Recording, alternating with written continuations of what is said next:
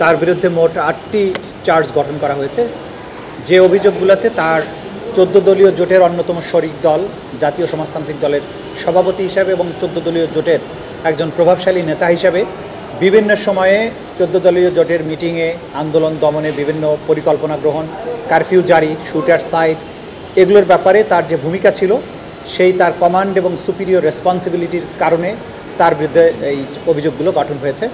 তিনি বিভিন্ন সময় উস্কানিমূলক বক্তব্য দিয়েছেন, ছাত্রদেরকে সহিংস, ছাত্রদেরকে সন্ত্রাসী, জামাত, শিবির, বিএনপি এগুলো বলে তাদেরকে হত্যা করাটা যে যৌক্তিক বা বৈধ এই ধরনের একটা ইমপ্রেশন তৈরি করেছেন।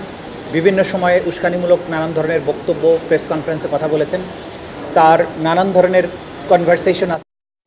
বিগত সময়ে যিনি প্রধানমন্ত্রী ছিলেন শেখ হাসিনা, তার সাথে টেলিফোনে কথা বলে ড্রোন ব্যবহার করা, হেলিকপ্টার ব্যবহার করা, বোম্বিং করা, এইভাবে ছাত্র জনতাকে হত্যা করার যে পরিকল্পনা, সেগুলো নিয়ে প্রাইম মিনিস্টারের সাথে তার আলোচনা হয়েছে। তিনি তার সম্মতি জানিয়েছেন, পরামর্শ দিয়েছেন কিভাবে আটক করা উচিত, আটক না করে কোর্টে প্রডিউস না করে জেলে না পাঠিয়ে কি করা উচিত। এই যে পুরো মানবতা বিরোধী অপরাধ সংগঠন হয়েছে বাংলাদেশে, সেই ব্যাপারে তার যে রোল, সেগুলোকে আমরা অভিযোগ আকারে নিয়ে এসেছিলাম।